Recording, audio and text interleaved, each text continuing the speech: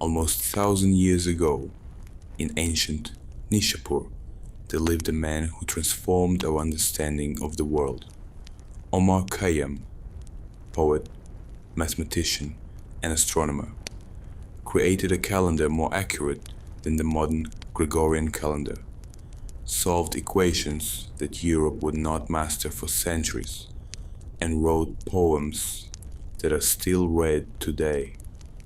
No magic, just an incredible mind and a passion for truth. How could one man achieve so much? And what did he understand about life that his words haven't lost their relevance a millennium later? That's what today's episode is about. If you're interested in the stories of true geniuses, subscribe and give us a like. And we're off to the 11th century. Let's go. Nishapur never truly slept. Even on the quietest nights, when the market vendors finally put away their scales and extinguished the oil lamps, the city continued to breathe. The wheels of late-night carts creaked. Night watchmen called out to one another. Somewhere deep within the weaver's quarter, a loom clattered monotonously. Some family was working by moonlight to make it to the morning market. And above it all, above the flat roofs, above the minarets, above the domes of the madrasas, the sky stretched out, vast, indifferent, and beautiful. It was precisely at this sky that 12-year-old Omar gazed. He lay on his back on the warm clay roof of his father's house, his hands tucked under his head, counting the stars. Not out of boredom or childish curiosity, he counted them the way an experienced merchant counts dirhams, methodically, seriously, memorizing each one. There is Sirius, bright, cold, slightly bluish. It rises in the east looking as if it has arrived from distant lands and is a little weary from the journey. There is Jupiter, slow and dignified, like an old vizier. Here are the Pleiades, 7 sisters who, according to his mother, cry every autumn, and that is why the sky turns gray. Omar did not believe they were crying. He believed in something else. "Are you here again?" His father's voice rang out from the dark opening of the skylight. Ibrahim Khayyam climbed onto the roof, silently, as always. He was a cautious man, accustomed to not disturbing those who slept. In his hand he held a small clay lamp, and its flame immediately flickered in the night breeze. "I'm counting," Omar replied, without turning his head. "What do you think? How long it takes Jupiter to make a field circle around the sky?" His father set the lamp on the edge of the low parapet, crouched down next to his son, and looked up as well. Ibrahim was a master tent maker, a practical man, accustomed to working with his hands. He understood fabric, ropes, and knots well. For him, the sky was more a source of weather than a subject for contemplation. But he had long sensed something else in his son, something that went far beyond his own understanding, and this filled him with both pride and a slight unease. "And how long?" he asked. "I don't know exactly yet," Omar admitted, "but I record its position every clear night. If I do this long enough, I can calculate it." "Why do you need to do this?" The boy paused. It wasn't a simple question. He'd asked himself the same thing. Why? No one had asked him to do this. His teacher at the madrasa praised him for his knowledge of the Quran and his quick calculations, but they never talked about the movement of the planets. Other boys his age chased a leather ball through the alleys or helped their fathers at the market. "It seems to me," he said at last, "that if you look long enough and closely enough, you begin to understand the order. There's an order behind all of this, Father. The stars don't move haphazardly. They move according to rules. And if there are rules, that means they can be written down. And if they can be written down, that means they can be understood." Ibrahim was silent for a long time. "Your teacher Abu al-Hassan says you're the best student he's seen in 20 years, he said at last. "He wants to send you to Samarkand. There's a big library there and good teachers." Omar finally turned his head and looked at his father. When you're a little older. In a year, maybe 2. The boy looked up at the sky again. Something shifted deep inside him. Not fear or joy, but something akin to a premonition. He had felt exactly the same way when he was solving a difficult problem, and suddenly, after many attempts, realized that the next step was inevitable, that the answer was already there, just not yet written down. "All right," he said quietly. The teacher, Abu al-Hassan Behaki, was an old man with a long white beard and hands covered in ink stains that could no longer be washed off. He had been teaching at the madrasa for so many years that he remembered the fathers and grandfathers of his current students. He could tell at a glance who had come for real knowledge and who was simply waiting to be placed as a scribe for some official. He noticed Omar on the very first day. That was 3 years ago. The boy walked into the classroom, sat in the far corner, and spent the entire lesson looking not at the teacher, but at the blackboard, where a problem left over from the previous class was written. At the end of the lesson, when the others were already putting away their slates, he said quietly, "There's a mistake in the 3rd line." Abu al-Hassan looked at him over his beard. "Where exactly?" "You assumed that both parts can be divided by the same number. But that only works if that number isn't 0. In this case, it can be 0 under certain conditions." The old teacher walked up to the blackboard, reread the problem, and realized the boy was absolutely right. He silently corrected the mistake, turned to the class, and said, "Remember this young man. Someday, you'll tell your children that you were in the same class with him."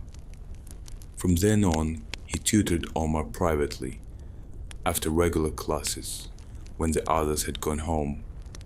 They read Euclid and Al-Khwarizmi, debated the nature of infinity, and solved problems that Abu al-Hassan deliberately selected from old manuscripts where the answers had been lost. "Mathematics is a language," the teacher said. "But the language of what?" "Of truth," Omar replied. "Good, but whose truth? The one created by God, or the one created by the human mind? Maybe they're the same thing." Abu al-Hassan looked at him intently, the kind of look one gives to a person who has said something that requires deep thought. "Be careful with such thoughts," he said at last, "not because they're wrong, but because not everyone around here is ready to hear them." That summer, a strange illness came to Nishapur. It moved along the trade roads like an uninvited guest, stopping at one house and then another. A neighbor, a dyer, died. An old woman who sold flatbreads on the corner died. Omar's mother took to her bed at the end of Ramadan. Omar sat by her bedside for several nights in a row, holding her hand and reciting prayers. He was old enough to understand.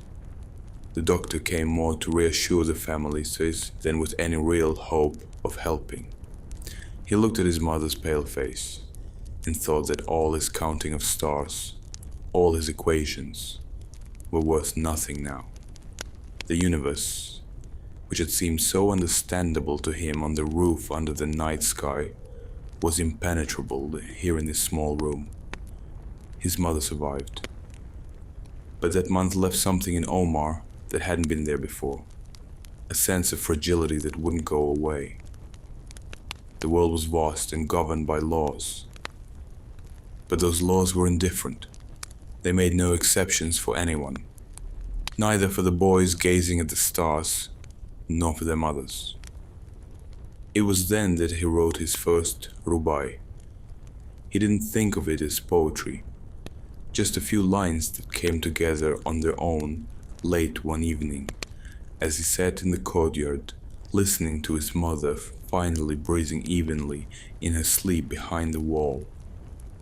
The words were simple, something about the night and light, about how light is always fleeting, but that is precisely why it is so important. He reread what he had written, was a little surprised, and tugged a piece of paper between the pages of his workbook. The stars were especially bright on the roof that night. Jupiter stood low above the horizon, heavy, reddish, seemingly motionless. Omar took out his notebook, found the last entry, and carefully noted the planet's new position. Order existed. He knew that for sure, but now he knew something else as well. Order and beauty are not the same thing, and of these two things, it is beauty that needs words. Samarkand greeted Omar with the scent of bread and dust. He arrived in mid-autumn, when the plane trees along the main street were already beginning to turn yellow and shed the leaves onto the cobblestones. After 3 weeks on the road, first on a mule, then as part of a merchant caravan, then back on a mule, the city seemed almost unbelievable to him. Nishapur was a big city, but Samarkand was different. Here, everything was grander, louder, and more crowded. Here, people spoke 5 languages at once, and no one was surprised. Here, Chinese silk, Egyptian glass, and Russian furs could all lie on a single market stall, and it seemed as natural as carrots and onions lying side by side. Omar was 15 years old. He didn't tell anyone that he was a little scared. The mentor to whom Abu al-Hassan had sent him was named Yusuf ibn Tahir, a short, stocky man of about 50, with quick, dark eyes and a habit of holding a reed pen in his hand even when he wasn't writing anything. He received Omar without much ceremony. He glanced at the letter of recommendation, put it in a stack of other papers, and immediately set him a problem. There is a cube. The sum of its edge lengths and the area of one face is equal to the number I'm going to write here. He wrote the number on the board. Find the edge length. Omar looked at the board. The problem was one of those that the Greeks called unsolvable, using only a compass and a ruler. He knew that. He also knew that unsolvability was not the same as impossibility. He asked for paper and a pen. Yusuf silently pointed to the table. 40 minutes later, Omar placed his notes in front of his mentor. Yusuf studied them for a long time, much longer than was necessary to simply check the steps of the solution. Then he looked up. "Where did you learn this?" "I came up with this approach myself," Omar replied. "Last winter." "You're 15 years old." "Yes." Yusuf looked at the paper again, then at the young man. There was no admiration in his gaze, rather something akin to the caution with which an experienced person regards an object whose value he has not yet fully determined. "All right," he said at last. "Tomorrow morning. Don't be late." The madrasa library was housed in a separate building with thick clay walls that kept it cool in summer and warm in winter. Inside it smelled of old paper, leather bindings, and something else, something indefinable that Omar privately called the scent of other people's thoughts. More than 1,000 manuscripts were kept here. Greek, Persian, Indian, Arab. They were all here, on the dark wooden shelves, silent and patient. Omar spent every spare hour here. He read Euclid in Arabic translation and made notes in the margins of his notebook. He read Al-Khwarizmi, the very man whose name gave rise to the word algorithm, and felt admiration for a man who had managed to explain so clearly what others could only vaguely guess at.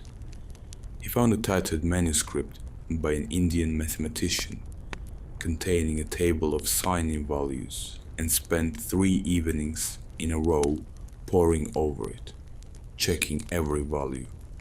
But what occupied him most was what was not in the books. Cubic equations, the very ones Yusuf had given him as an example on the first day, defied a general method of solution. Each type was a separate problem. Each required its own approach, and no one had yet found a way to grasp them all at a glance. Omar felt that such a method existed.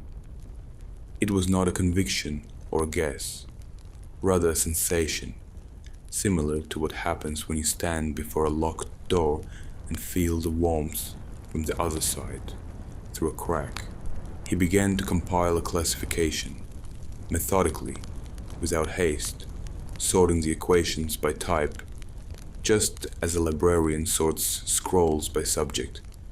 Yusuf would sometimes look over his shoulder, sometimes ask questions, but for the most part, he didn't interfere. He was a good mentor precisely because he knew when to step back. "Do you realize that there might not be a complete solution to this problem?" he asked once. "I realize that," Omar replied, "but that's no reason not to look." Yusuf smiled into his beard and left. There were about 30 students at the madrasa. Most of them studied law, theology, or medicine, disciplines that led to a clear future. Judge, imam, physician. Mathematics and astronomy were the lot of the few, and those few stuck together. Omar became close with 2 of them. The first, Masud, the son of a merchant from Bukhara, was cheerful, boisterous, extraordinarily gifted at mental arithmetic, and utterly incapable of patience. He solved problems quickly, intuitively, and often correctly. But when asked to explain his reasoning, he would get flustered and annoyed. "I just see the answer," he would say, not understanding why this didn't satisfy his teachers. The second, Dawood, a quiet young man from Merv, was the complete opposite. Slow, meticulous, capable of spending an entire day proving what seemed obvious to everyone else. But his proofs were flawless. Not a single step without justification. Not a single, therefore, without a complete analysis of why exactly it followed. The three of them would sometimes linger in the library until late at night, when the caretaker would begin to rattle his keys meaningfully. Masood told stories he had heard from merchants who came to his father from distant lands. The wood was silent and deep in thought. Omar looked out the window at the stars. Here in Samarkand, they were slightly different, shifted a bit to the north, and thought about how distance changes the angle of view, but does not change the stars themselves. Once Masood asked him, "Have you ever thought about why all this exists? I mean, numbers, equations, stars. What use is any of it for ordinary life?" "I have," Omar replied, "and I've come to the conclusion that it's the wrong question." Why? Because use in everyday life is too narrow a measure. Understanding how the world works, that is life. Not ordinary life, but life. Masood laughed, not mockingly, but with that sincere cheerfulness with which one laughs at an answer one likes, but would never have thought of oneself. Dawood looked up from his manuscript and said quietly, "But the world doesn't always let itself be understood." "No," Omar agreed, "but it always lets itself be measured. And measurement is the beginning of understanding."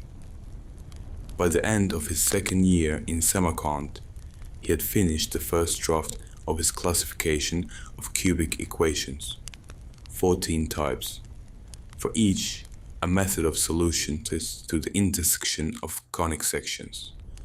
Not an algebraic solution. That was still a long way off, and Omar was honest with himself on this point, but a geometric one. Precise, provable, reproducible. Yusuf read the manuscript in silence, page by page. Outside the window, snow was falling. The first snow of that winter, large and slow. Omar waited, standing by the bookshelf and pretending to examine the spines. "This is important work," Yusuf said at last. "It's unfinished." "I know, but what's already there is important." He placed the manuscript on the table and looked at Omar. "Do you realize there are questions here that you haven't answered? Are there cases that your method doesn't cover?" "I understand. Doesn't that bother you?" Omar thought for a moment. "On the contrary," he said, "it makes me happy. It means there's somewhere to go." The snow kept falling outside the window. Thousands of manuscripts lay silent on the shelves. Other people's thoughts, other people's questions, other people's answers, which over time became questions again. Omar looked at his scribbled sheets and thought that mathematics was not just the language of truth, as he had once told his teacher in Nishapur. It was also a map on which there were always more blank spots than filled-in ones. And that is precisely why it is so interesting to follow it. The invitation arrived in the spring. It was no ordinary letter, a scroll in a leather case, sealed with red wax bearing the seal of the Sultan's court. The messenger handed it over personally, bowing, and waited a long time while Omar broke the seal and read it.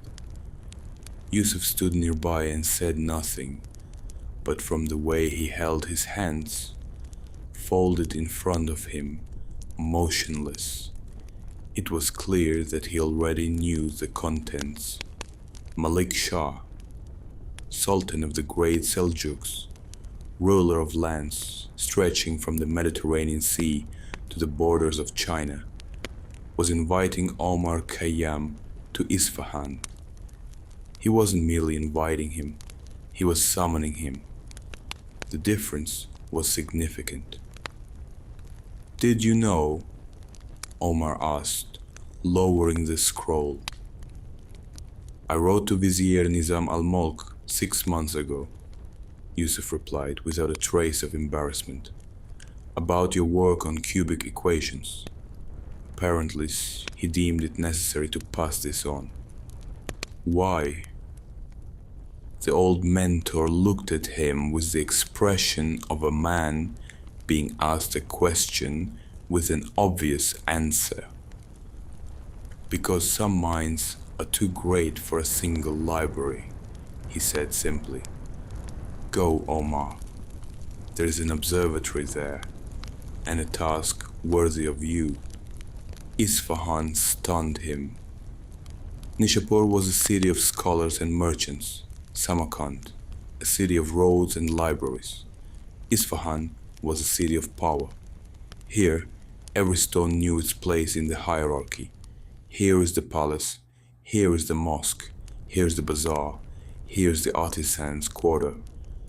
And all of it was arranged with such confident precision, as if the city itself were a geometric figure, drawn by the hand of a man accustomed to commanding space.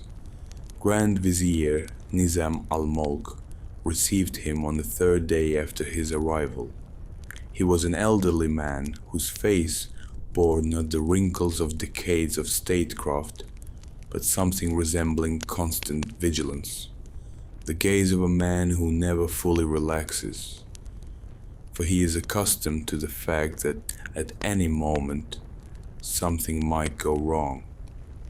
"We need a new calendar," he said, wasting no time on preamble. "The current one is inaccurate. Agricultural schedules are out of sync.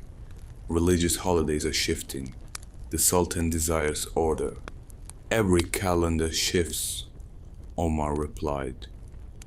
"The question is how slowly." "Very slowly will suit us just fine. Then we'll need years of observations, a team of astronomers, and a well-equipped observatory." "You'll have all of that." Nizam al-Mulk made a brief gesture with his hand, signaling that the matter was settled. "Any more questions?" "One. I need freedom in my method. I will follow the numbers, not tradition, if they differ." The Vizier looked at him for a long time. There was something weighing in that gaze, as if he were calculating which risk was greater, giving the young scientist too much freedom or not giving him enough. "Follow the numbers," he said at last, "but be careful how you speak of it." The observatory stood on a hill north of the palace quarter. Inside it smelled of metal and stone, and Omar had loved that smell from the very first day. Here was everything he could have dreamed of in the Samarkand library. A large quadrant for measuring the altitude of celestial bodies, an armillary sphere, gnomons of various heights, instruments for precise timekeeping, and most importantly, a team of people who knew how to use all of this. There were 5 of them, not counting Omar. Each was a specialist in his own field. Al-Muzaffar knew the instruments better than his own hands. Ahmad ibn Muhammad kept records with such meticulousness that his observation logs could be read like mathematical proofs. Young Hassan had exceptional eyesight and could discern with the naked eye what others could barely make out through a telescope. Omar gathered them together on the very first evening and said, "We were asked to create an accurate calendar. This means we need to know the exact length of the solar year, not an approximate one, not a traditional one, an exact one. We will observe, record, and verify until we have a number that each of us is willing to vouch for." "This could take several years," said Al-Muzaffar. "I know." The Sultan is waiting for results. The Sultan will get the correct results, or none at all. Silence fell. Then Ahmad ibn Muhammad opened his journal and wrote the date in the upper corner of the first page. The work began. They observed the equinoxes and solstices with a methodicalness that bordered on obsession. Every clear morning, someone from the team was at the gnomon before dawn. Every cloudless night, Omar spent at the quadrant, recording the positions of the stars. The data accumulated slowly, like water in a large vessel, drop by drop, but steadily. In between observations, Omar calculated. He was not simply looking for the length of the year. He was looking for a way to build a system that would remain accurate for hundreds of years. Any calendar based on whole numbers of days inevitably accumulated an error. A year does not divide into days without a remainder, and this remainder, accumulating, would sooner or later throw off all the calculations. The solution was leap years, extra days inserted at specific intervals. But at what intervals exactly? He laid out the years of his observations before him and began to look for a rhythm. Not forcing the numbers to fit a neat pattern, that was exactly how many before him had worked, and that was precisely why their calendars fell out of sync within a generation. No, he was looking for a pattern dictated by the numbers themselves. It was similar to how, in his youth, he had sought order in the motion of the planets, not by imposing it, but by listening. And one night, when a warm summer rain was falling outside the observatory window and observations had to be postponed, he saw the rhythm, 8 leap years out of every 33, not evenly distributed, but in a specific sequence, which he wrote down in a few lines. He checked the numbers 3 times. Then he called Ahmad and asked him to check again, without saying what exactly he was looking for. Ahmad checked. He looked up. He said quietly, "It's almost perfect." How close to perfect? The error is about 1 day every 5,000 years. Omar nodded and set down his pen. Rain was pattering outside the window. He thought about how in 5,000 years none of them would be around. Not him, not Ahmad, not Nizam al-Mulk, not even the Sultan himself. But the calendar, if it were adopted, would still be working. It was a strange thought, neither triumphant nor sad, but simply very vast, too vast to fully comprehend. He stood up and walked to the window. The city lights blurred through the wet glass. There is plenty of time, he thought, and very little. Nizam al-Mulk accepted the report a few days later. He listened attentively, without interrupting, occasionally taking notes. When Omar finished, the vizier paused and asked, "Is this better than the Greek calendar?" "Significantly. Better than the one currently used in the Caliphate?" "Yes." "How certain are you?" "As certain as 5 years of continuous observations and mathematics allow, which any literate astronomer can verify." Nizam al-Mulk paused again. Then he said, "Very well, I will convey this to the Sultan. The calendar will bear his name, Jalali, in honor of his title, the Jalal ad-Din. Do you have any objections?" I have no objection to the name, Omar replied calmly. The numbers will remain the same. The vizier looked at him with an expression that was a mixture of mild irritation and involuntary respect. You are a difficult man, Khayyam. I am a precise man, Omar corrected. It sometimes looks the same. That same night he climbed onto the roof of the observatory. The city below was gradually falling silent. The stars were sharp and close, as they are only on a dry autumn night after several days of rain. He thought about time, about the fact that time is the only thing that cannot be created, stopped, or brought back. It can be measured to the fraction of a second, broken down into years, months, and days, entered into a table and passed on to future generations. But that didn't make it any clearer in itself. It simply flowed, smoothly, effortlessly, without asking permission. Omar pulled a small sheet of paper from his bosom. He always carried a few blank sheets with him and wrote a few lines about how a person counts the days and thinks that by doing so he controls time, about how this is like a person who counts the waves and thinks he owns the sea. He reread what he had written. Then he added a final line about how the sea does not become any less beautiful because of this.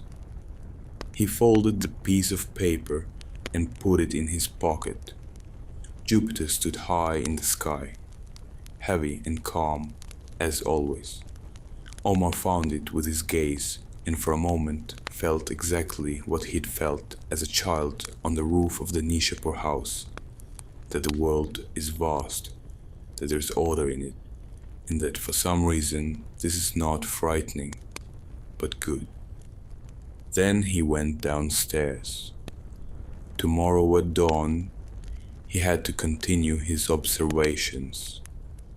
The work never ended. That too was good. The garden came into his life by chance. To be more precise, it wasn't a garden, but the right to a garden, a small plot of land behind the observatory's south wall, which had previously been used to store building stone and had long since become overgrown with weeds. Omar saw it one morning as he was making his rounds after a night shift, and he stopped. He then asked permission from the palace steward, a dry-as-dust bureaucrat named Farouk, who looked at everything with the same expression of mild concern and received it without objection. Evidently, no one else needed this patch of land. Omar needed it. He couldn't explain why, at least, not right away. It was just that at some point he realized he was spending too much time at the observatory, not stepping outside for days on end. Numbers, instruments, manuscripts, arguments with colleagues over calculation methods. All of this was right and necessary. But something in this routine felt incomplete, like an equation in which all the terms are correctly arranged, but for some reason the answer doesn't add up. He planted roses along the south wall, a few apricot trees around the perimeter. In the far corner, a small stone-lined pond, fed by a narrow channel from the palace's main water supply. In the middle, he placed a simple wooden bench. He worked alone, without a gardener. That too was part of the plan, though he never voiced it aloud. The habit of sitting in the garden in the afternoon developed on its own, gradually, as all true habits do, not by decision, but through repetition. At that time, the sun was behind the trees, the shadows long and cool, and one could simply sit there, doing nothing in particular. For Omar, this was unusual. He was always doing something, counting, observing, taking notes, arguing. Idleness had previously seemed to him like a kind of loss, time that could have been used but wasn't. Now he was beginning to think differently. In the garden, he began to notice things that had previously passed him by. How an apricot leaf trembles in the wind, which you can barely feel on your skin. Too light to notice, but enough to set the leaf in motion. How the water in the pond changes color depending on the time of day. Gray in the morning, almost white at noon, darkening by evening to the color of old bronze. How the rose by the south wall doesn't open all at once, but petal by petal, each in its own time, with a patience one could learn from. Once he caught himself looking at a clay jug of wine, which he sometimes took with him to the garden, and thinking not of the wine, but of the clay. Someone dug this clay out of the ground. Someone fired it, shaped it, sold it. Before becoming a jug, this clay was simply earth. And before that, what? He recalled the lines he had once read in the poems of an old poet about how the dust of kings and the dust of beggars are ultimately indistinguishable. At the time, that thought had seemed to him like beautiful rhetoric. Now, looking at the jug in the late afternoon light, he sensed something else in it, not rhetoric, but a precise observation. He took a sheet of paper and wrote it down, without rushing, choosing each word with the same care with which he selected numbers in astronomical tables. 4 lines, rubaiyat. The rubai became his second occupation, the one he told almost no one about. Not because he was shy, rather because they were his private affair, like a garden. Mathematics and astronomy belonged to everyone. They were needed by the state, needed by science, needed by the people who sowed grain and built mosques. The poems belonged only to him, or almost only to him. Sometimes he read them to Masood in the evening. Masood had arrived in Isfahan 2 years ago, having secured a position at court as an advisor on trade matters. Masood listened, sometimes laughing, sometimes frowning, sometimes demanding explanations. "This here," he'd say, poking a finger at a line. "What's this about? Read carefully." "I am reading. You're writing about a jug and ashes. Is that sad or not?"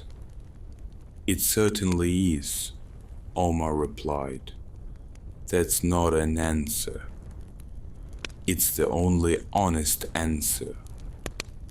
Masood shook his head with the look of a man who had long since come to terms with the fact that his friend sometimes say things that required time to ponder. In truth, Omar himself could not always answer the question right away, whether it was sad or not. He discovered that rubais exist in a space where such questions are not entirely appropriate. A mathematical equation can be verified. An astronomical observation can be repeated. A poem is read a little differently each time, depending on whether it is morning or evening, warm or cold, and whether there are people nearby or not. This both surprised and attracted him. One day, an uninvited guest came to the garden. Omar was sitting on a bench with a sheet of paper on his lap when footsteps were heard beyond the wall, and a young man of about 25 entered through the narrow gate, dressed in fine but dusty traveling clothes, with the look of someone who had traveled a long way and was now not quite sure if he had found what he was looking for. "Are you Omar Khayyam?" he asked. "I am. My name is Sanjar. I've come from Merv. They say there that you can teach a person to think." Omar looked at him closely. The young man stood upright, but there was something tense in that uprightness. Not confidence, but an imitation of it. "Sit down," said Omar, pointing to the edge of the bench. "Why do you want to know how to think?" Sanjar, who had clearly been expecting a different question, was taken aback. "To understand the world," he said finally. "That's broad. Try to be more specific." "I studied theology for 3 years, then law for 2 years. Now it seems to me that I know many words, but few things." Omar nodded. It was precisely worded, unexpectedly precise for a man who had just been unable to answer a simple question. "All right," he said. "Then let's not start with math. Tell me, this jug here." He pointed to the clay jug at the foot of the bench. "What do you know about it?" Sanjar looked at the jug. "It's a vessel, clay, made to hold liquid. That's its function. I asked what you know about it." The young man looked at the jug again, then at Omar, then back at the jug. "I don't see the difference." "That's today's lesson," said Omar. "Think about it until tomorrow, and come back with an answer." Sanjay came the next day, and the day after that, and a week later. Gradually, 2 others joined him, a young doctor from the city hospital and the son of a local merchant who wanted to understand why his father was rich but unhappy. Omar hadn't planned on becoming a teacher, but at some point, he found that every noon people were sitting in his garden asking questions, and he was answering them, or more often, asking questions in return. The garden became a place where mathematics met something more elusive. One evening, after everyone had left, Omar was left alone. The sun was setting behind the western wall, and the last light lay on the leaves of the apricot tree in horizontal stripes. Warm, almost orange, so tangible it seemed you could touch it with your hands. He poured wine into a clay bowl and held it in his hands without taking a sip. He thought about Sanjar and his question about the jug, about how the difference between knowing the function of a thing and knowing the thing itself is, perhaps, the same difference as between describing life and living it. You can know that a solar year equals a certain number of days, accurate to the 6th decimal place. You can know how the planets move and why eclipses occur. You can solve all 14 types of cubic equations, and yet miss this very light on the leaves. Not because knowledge prevents you from seeing, but because you have to look on purpose. You have to stop. You have to sit in the garden and do nothing long enough for the world to reveal itself, for not from its best side, but from its true one. He took a sip of wine. It was sour, not very good wine, to be honest, but the cup was warm from his hands. The air smelled of roses and damp earth, and somewhere overhead the first stars were appearing through the darkening sky, one after another, unhurried, each in its own time. He took a piece of paper. He wrote 4 lines about light, about clay, about how wisdom comes not when you stop asking questions, but when you stop fearing that there are no answers. He reread it. He corrected one word. He put the piece of paper in his pocket and remained seated. The stars appeared slowly and confidently, as always, each exactly in its place, each exactly in its own time. Order existed, beauty existed. And on this particular evening, in this particular garden, they were completely inseparable from one another. Old age did not come to Omar as an enemy. It came as a guest who had been long awaited and to whom he had grown accustomed in absentia, through letters, through rumors, through the way it had changed other people that Omar knew. At first, it became harder to read the small handwriting by candlelight. Then the nights spent at the quadrant began to take their toll by morning. A dull ache in his shoulders and back that subsided by noon, but each year subsided a little more slowly. Then Masood died, suddenly of a heart attack, in the middle of a normal workday, without having time to say goodbye or finish the sentence he'd started that morning at breakfast. Omar learned of this from a short note delivered by a messenger. He read it twice, folded it, put it away in his desk, and went out into the garden. He sat there until dark, writing nothing. It was the first time in many years that he had written nothing. Political life in Isfahan was changing rapidly, faster than Omar would have liked. Nizam al-Mulk, his steadfast patron, had been killed, a victim of long-standing court intrigues and the cruelty of others. Malik Shah died shortly after him, as if the vizier and the sultan had clung to one another, even in death. New people came to power with new priorities, and the observatory that Omar had built and to which he had devoted his best years was gradually losing support.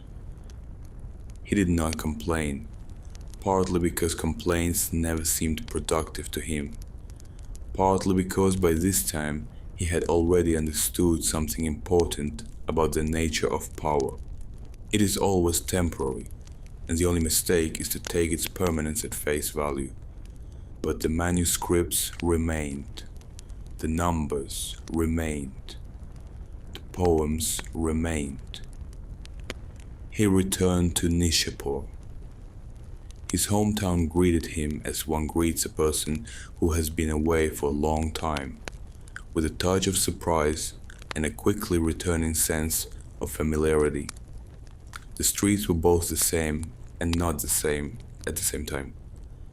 The house where he grew up stood in its old place, but it was already foreign.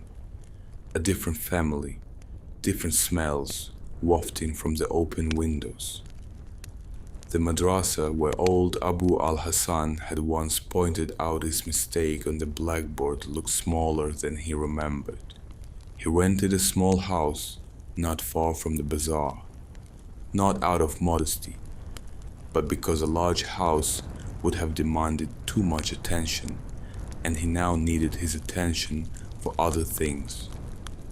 He hired a young assistant, a quick-witted lad named Ali, who managed the household and copied manuscripts in neat, even handwriting, and he began to work again. The work was different now. Before, he had been building calendars, classifications, systems. Now he was more in the business of taking stock, not in the sense of saying goodbye, but in the sense of an honest look back. What of what he had done still held up? What required corrections? What had been a mistake? This turned out to be no easy task, harder than he had expected. It is easy to be strict about other people's mistakes. His own mistakes required a separate effort. He found several places in his old notes where he had been inaccurate. He corrected them, He found one place where he had been fundamentally wrong, and that required a whole week of rethinking, after which he rewrote 3 pages that he had considered finished many years ago. Ali watched this in silence, with the look of someone who doesn't quite understand why one would rewrite what has already been written, but is smart enough not to ask. Rubaiyat came less frequently in those years, but they were different. Not better or worse, just different. In his youth, he wrote with a sense of discovery. Here is the truth I have just seen, and I must write it down before it slips away. Now that feeling had given way to something calmer. He wrote not because he was afraid of forgetting, but because some things demand words, not for memory's sake, but for the sake of completion. Just as a mathematical proof requires a final line, even if the line of reasoning is already obvious. He wrote about time, again and again, from different angles, as one circles a large object that cannot be taken in at a glance, about how the past is unchangeable, and therefore, in a sense, eternal, about how the future does not exist until it becomes the present, about how the present moment is the only place where a person truly lives, and about how difficult it is to remain there when the mind is constantly drawn either backward or forward. He wrote about death, without fear, but also without feigned calm. Honestly, just as he wrote about everything else, about how it is not an injustice, about how the star he watched as a child from a Nishapur rooftop existed before him, and will exist after him, and this does not diminish his observation, but, on the contrary, makes him part of something greater. Once, while copying yet another Rubai, Ali stopped and said, "I don't understand this quatrain." "Which one?" Ali pointed. Omar read it. "What exactly don't you understand?" "You write that the wise man and the fool are the same in the end. But then, why be a wise man?" Omar looked at him with interest. It was a good question, better than Ali probably realized himself. "Because," he said, "the journey is more important than the destination. The wise man and the fool arrive at the same place, but they live different lives. A tree and a stone also turn to dust in the end. That doesn't mean there's no difference between them," Ali thought. He nodded. He continued copying. Omar looked at his bowed head and thought that this was perhaps one of the best lessons he had ever taught, precisely because he hadn't planned it. In recent years, he had often taken evening walks. Nishapur was beautiful at sunset. The light became horizontal and golden. Long shadows stretched across the dusty streets, and in that light, even ordinary things, clay walls, wooden gates, ropes with drying cloths, took on something solemn. As if for a few minutes, the city had become the backdrop to something important. He walked slowly, aimlessly. Sometimes he stopped and simply looked. Sometimes he talked to people, to merchants, to children, to elderly women sitting by the gates. People recognized him. He was well known enough in the city. But in his old age they had stopped treating him with that tense deference that hinders normal conversation. Now people spoke to him more easily, and he liked that. One evening, on his way home through the garden of the neighboring madrasa, he stopped under an old pear tree. The tree was in bloom. The white petals were almost transparent in the last light of day. A few petals fell to the ground at his feet, as he stood there. He remembered that once, a very long time ago, so long ago that it now seemed like a story about someone else, he had told someone that he would like to be buried in a place where trees would shower him with flowers. He didn't remember exactly who he had said this to or under what circumstances. Perhaps it was in Isfahan. Perhaps it was just a note in one of his old notebooks. He picked up a single petal from the ground. He held it in the palm of his hand. The petal was light and cool, like the first breeze of night air. Then he put it back where he had found it. They say that shortly before his death, Omar Khayyam was reading Ibn Sina's Book of Healing. Upon reaching the section on the one and the many, he set the book aside, said his prayers, and never woke up again. This may be a legend, but it is a good legend because there is something essentially true in it, even if the details are inaccurate. A man who spent his entire life seeking order in numbers and beauty in words might well have paused at precisely such a question. He might have departed just like that, not in panic, not in regret, but in the middle of a thought, like a fine phrase that need not be finished, because the reader has already understood everything. In the spring, petals fell upon his grave, a pear and an apricot, two trees planted side by one of his students, bloomed at the same time, as happens only in good springs. White and pink, mingling, settled on the gravestone and remained there until the wind carried them away. Order existed. Beauty existed.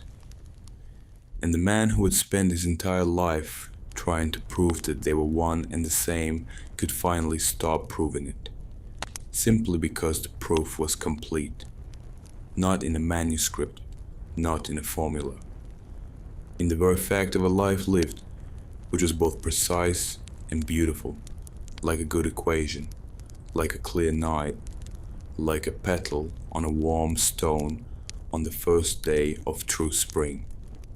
If you enjoyed this episode, please support us, like and subscribe to the channel.